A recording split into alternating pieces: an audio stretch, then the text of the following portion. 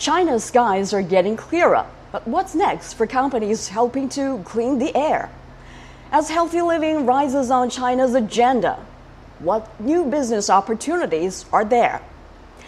Welcome to Doing Business in China, the podcast where we talk to business leaders shaping the future of business and sustainability in the world's second largest economy. I'm Tu Yun.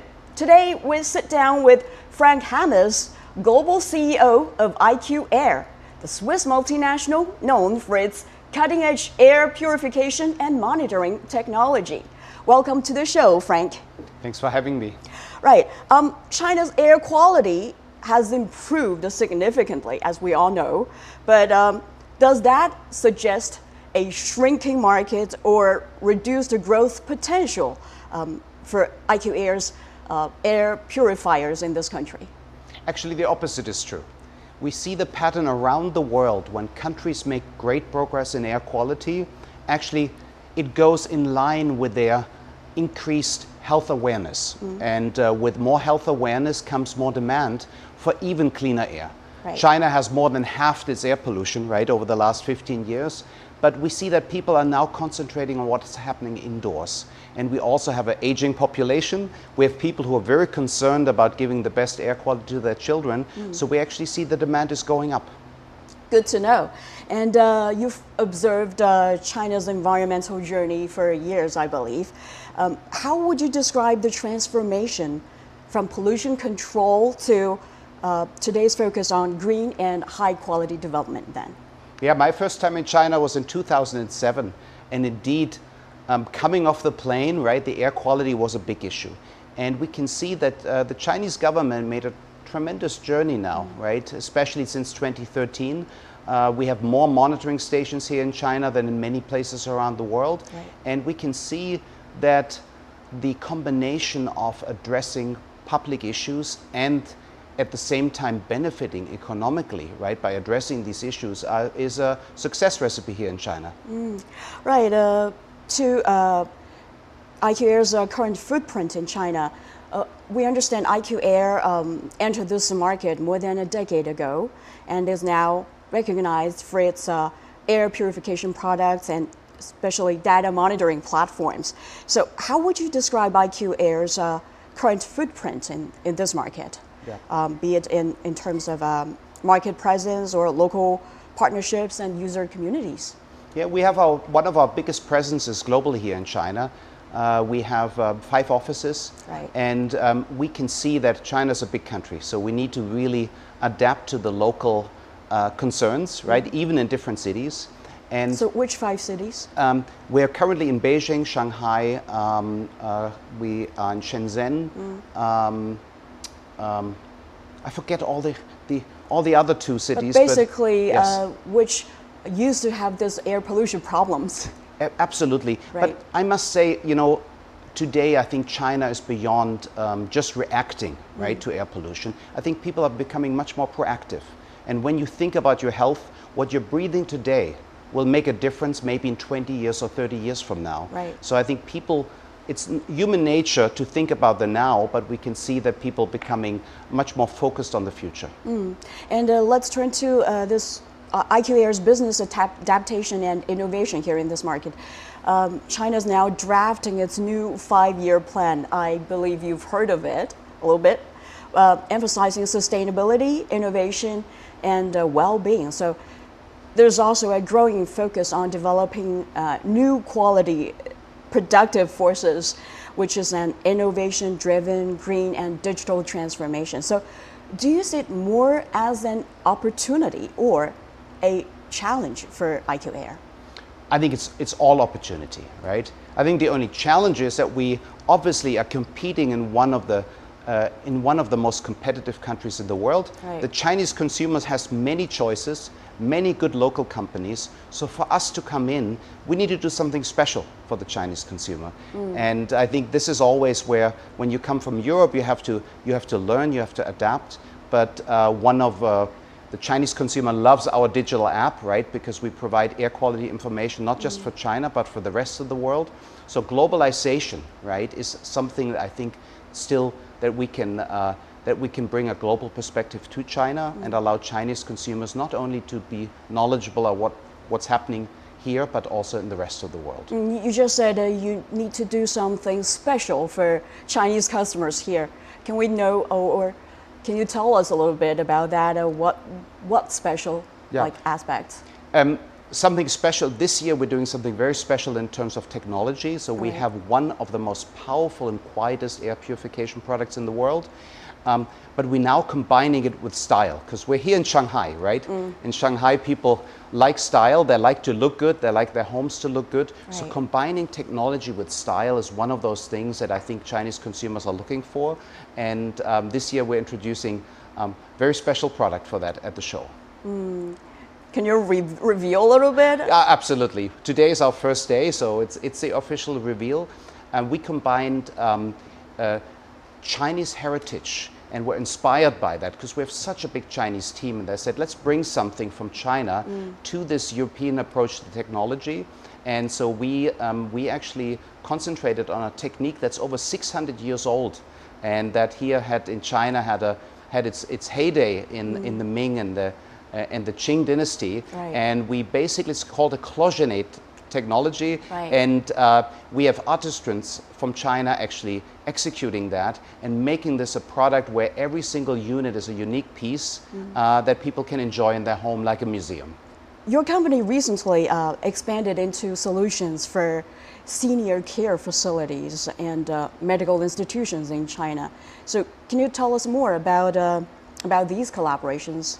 Yeah, I think we're all concerned about our parents. My father's 85 years old, and we want our parents to age in health and in dignity, and air pollution is such an important part. Just a few weeks ago, research came out that Alzheimer's has a significant factor, air pollution has that. And for us to get healthy and to live a long and fulfilled life really needs good air quality. So we have our specialists actually working with senior centers to see how can we improve air quality for the elderly there. How can we do this in healthcare facilities? Because it's one of the easiest things to do to actually get old, right? Making healthy eating decisions, exercising every day, that's something that actually needs a lot of individual attention, but having good air quality in our public facilities is quite easy to achieve. So is Alzheimer's disease, is it a big problem in Switzerland, your home country? Or? It is, because I mean, I will, any country that's aging, right, will at some point have much more dementia-related disease. And what people don't realize is that air pollution entering our lungs is entering every cell in our body, including our brain. Right. And we now can see that Alzheimer rates can be up to 25% higher when there are higher pollution levels. Oh, right.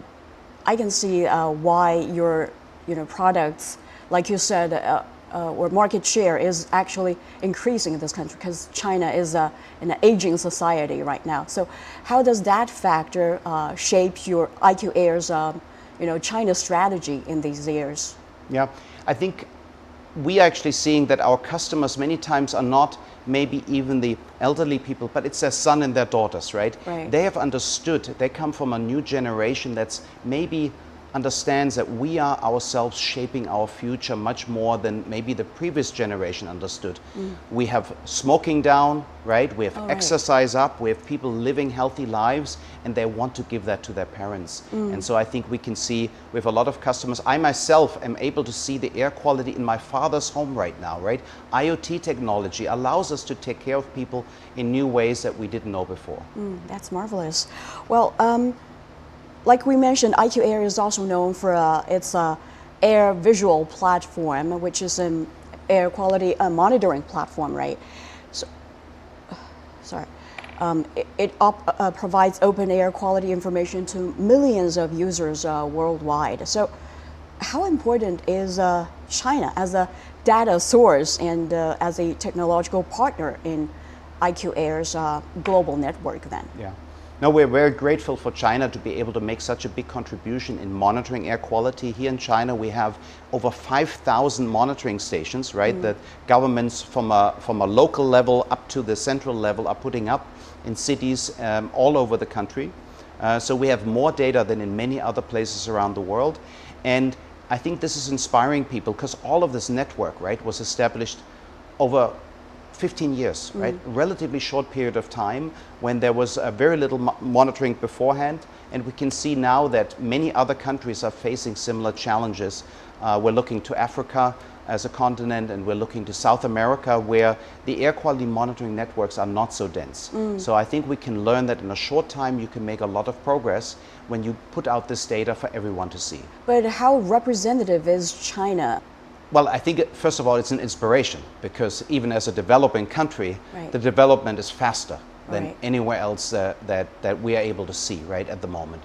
So I think it's able to see that if you can embrace the challenges that you have environmentally and make them an opportunity, actually there will be benefit in terms of health, in terms of sustainability, but also in people's comfort and well-being. Right. All right. China is accelerating its digital transformation and smart city development. So how does IQAir collaborate with local governments, like you mentioned, in a lot of cities, environmental authorities and Chinese tech companies on smart air quality or climate monitoring progress? So how challenging is it to enter and compete in this field?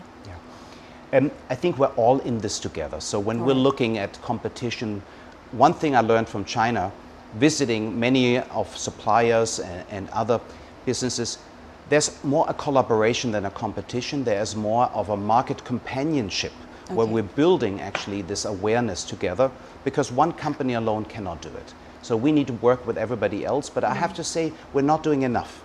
And maybe this is one of the challenges for a European company, right, in China. We have to build these relationships. I was able yesterday to meet the vice mayor of Shanghai and exchange some information. It starts like that, and I think it's events like this that are facilitating our opportunity to get to know more people and have more collaboration. And then what's your plan in Shanghai then? Well, today is our first day, right, at the CIE. We're meeting a lot of old friends, but we're always here to make new friends.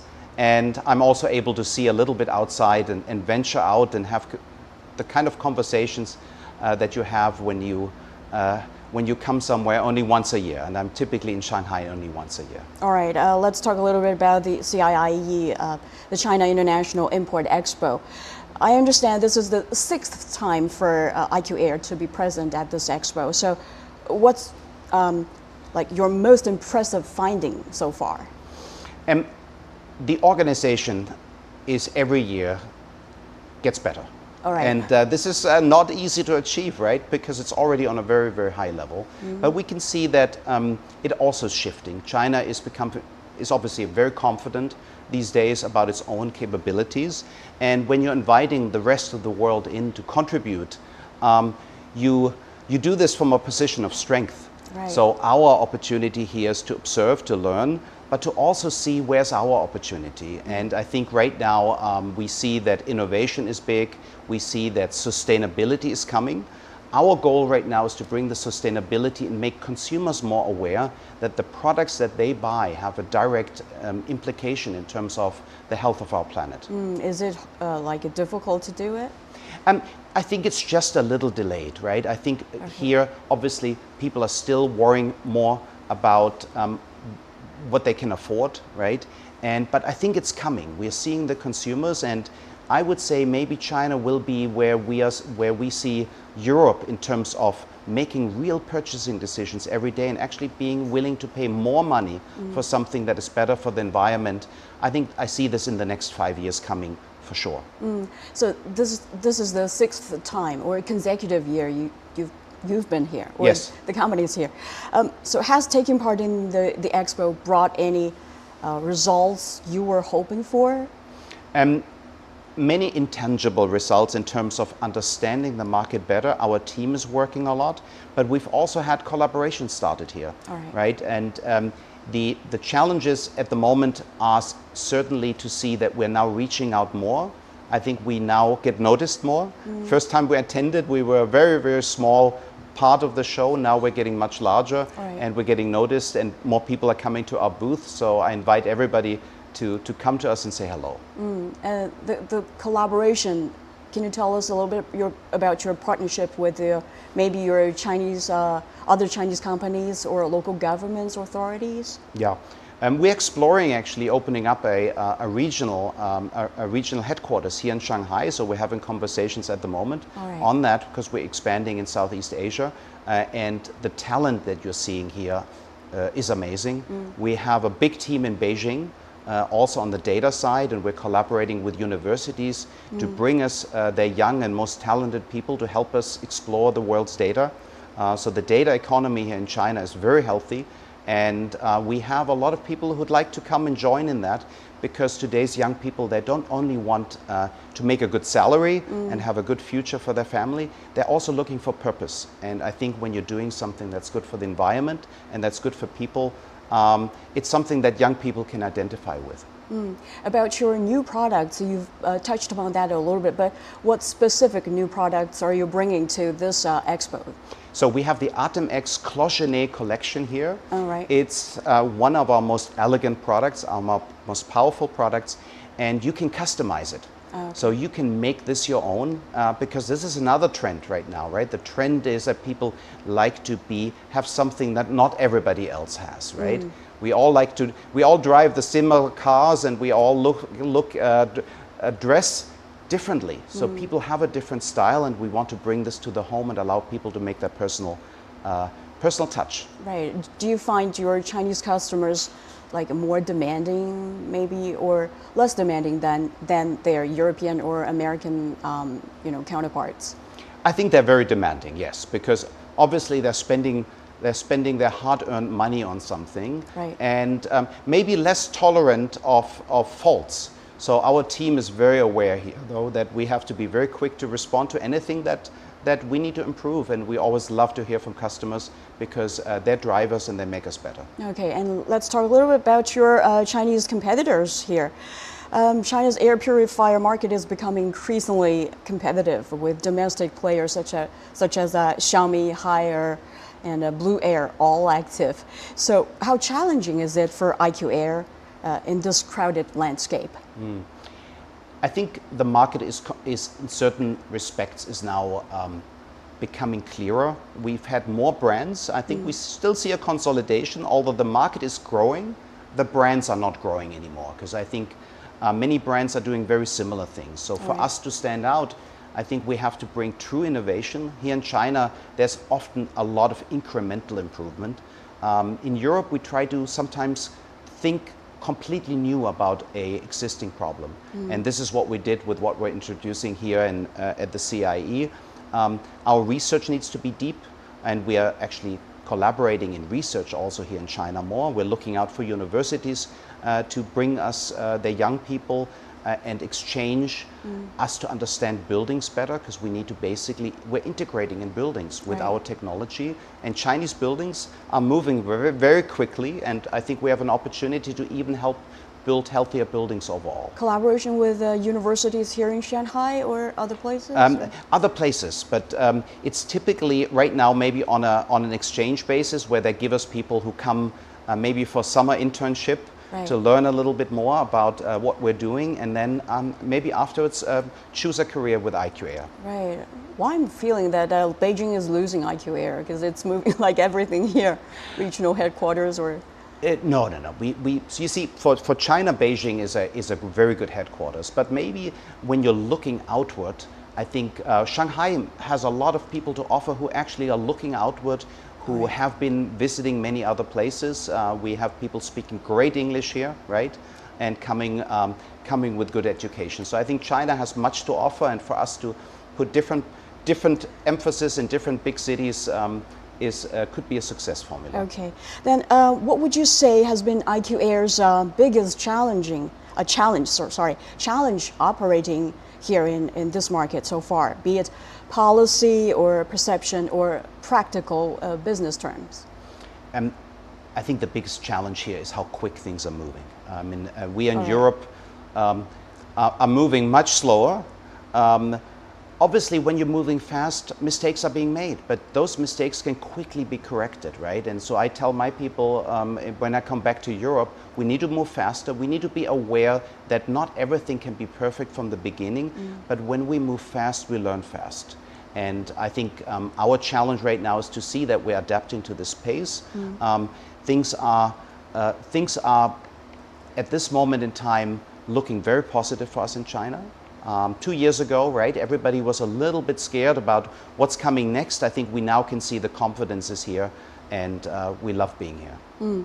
And let's zoom out a little bit. China's new 5-year plan is expected to deepen international scientific cooperation and encourage more foreign participation in green tech innovation.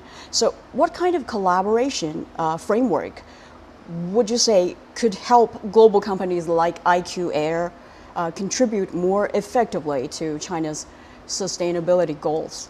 Yeah.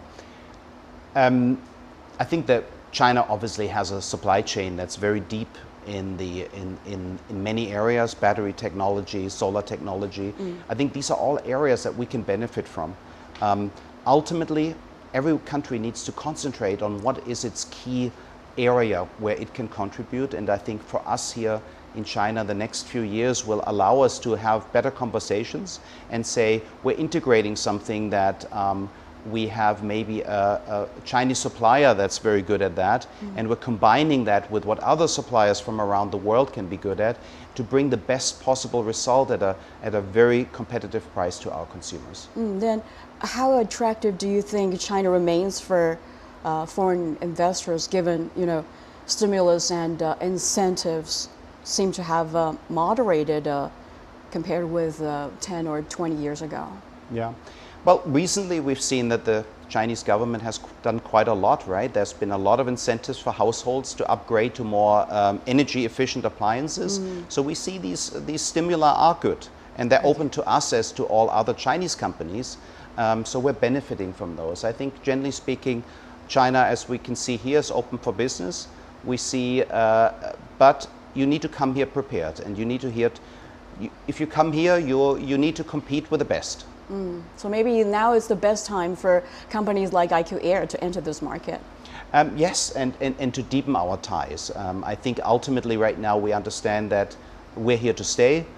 We have established Chinese market players, we have established international colleagues here, and we together will build a market where consumers can benefit. Then do you see any aspects that needs to be further improved, be it policies or anything like that? I think so. I mean, ultimately, the challenge is right now, look at air quality, right? China has made great improvements, and still we're not achieving yet the World Health Organization recommendations, whether it's in China, by the way, or any big city in Europe or North America. I think we need to make sure that we let people understand that they have to make their own actions to be healthy, because our economies are relying on it, right? We have aging populations. We want these aging populations to be healthy. We want our children to be the smartest they can be. And I tell people both of those are much easier with clean air. And you will feel that you can have a competitive benefit when you have a healthy population. So what are you saying? Are you saying like education work or anything else you would suggest? If it's a specific policy, IQAir would require the government or authorities to introduce? I think it's basically just visibility, right? Okay. Allowing this, and we are doing educational work around the world in schools, for example. I think our schools need to be places that have very clean air for our children, because they're really very vulnerable, right? Many young people have asthma, they're missing school, they're missing out on an education. So I think maybe policies for good air quality in schools would be one step forward.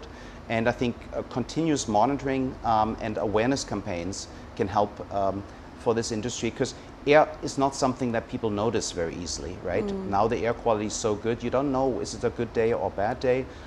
With our app, we're making a difference here, but then people need to take their own action. You're saying awareness promotion? Yes, absolutely. Ultimately for us, I think we simply need to have more conversations. So IQAir, I don't think we're relying on the government to do us any special favors, Okay. and we're not here for that. I think the entire industry should benefit because there's different people and there's different people who have different affordability ranges, right? At IQAir, we concentrate on the higher end of the market, on providing something that's maybe pushing the boundaries of what's possible, but we also like the more affordable market companions to be able to be successful because they contribute to public health as much as we do. Right, thank you very much. And air pollution is a global challenge. What lessons has IQAir learned here in China can be applied or shared with other developing countries? Yeah, I think the one thing China can learn is that as we're finding out more about how damaging air pollution is to our health, the standards will become tougher, right? United States a few years ago raised their air quality standards. I think China will probably at some point soon raise their air quality standards because we're learning that even smaller amounts of air pollution are very harmful to us than we thought previously. So actually toughening the standards will help us. And so it's a moving goal, right? We're improving, but we're also realizing more needs to be done. But if the standards are too high, I'm afraid other developing countries, maybe they cannot reach or at this phase. Right, so it's always a political decision in a way. Right. This is why there are so many air quality indexes around the world. But I think China is showing us that the improvements can be made, and ultimately we're all the same people around the world. So what's harming us in one country is also harming us in another one. Obviously the economic balancing between what the economy can stand in terms of transformation to what we want to see in public health, that needs to be balanced country by country. Well said. And as China moves toward its carbon peaking and carbon neutrality goals, what would be IQAir's suggestion to help the country reach its goals more effectively? Just pull everyone with you. I think ultimately, you see, I tell people when I go to very polluted countries, I tell them, we are all causing air pollution. We all want to drive cars. We all want to live in a home that's warm. And when politics are realizing that we need to pull the entire population along, right? Because any changes that become more sustainable will cost some more money, right? Because we've basically taken the shortcut in the past in what we're doing to the environment and what we're doing to our air quality. So for us to be able to now make sure that everybody understands a little sacrifice is necessary from everyone to improve the situation, I think is what smart governments are doing. Right. And how would you evaluate China's, when it comes to balancing short-term benefits and long-term vision? Are we doing good enough, or there's any aspect that can be further improved? I think China's stability obviously provides a big advantage in terms of long-term thinking, right? We sometimes, I think, in Europe or in North America, we can see that the short-term politics can maybe are not a direct path to advancement in the long term. So I think here China has an advantage, but I think many of the political forces around the world are now realizing that we cannot negotiate when it's about sustainability. We have to lean toward electrification. We have to lean toward green energy sources altogether if we want to make this a successful economy and a healthy economy for everyone. All right. And last but not least, seems quite a bit obvious question, but maybe beyond being a huge market, why do you think, why do business in China? What gives you confidence about IQAir's continued growth in this market? It's the quick increase in consciousness here in China. I think that's one of them. Consumers are now understanding that they have achieved the basic requirements. Now it's about quality of life for their children, for their parents. At the same time, we're also here because we got to learn from the best, right? And we have more companies in this field than anywhere else in the world. We'd love to learn, we'd love to contribute, and so many reasons to be in China. All right, thank you very much, Frank. You're welcome. Thank you. Thanks. This is CGTN Radio. Hear the difference.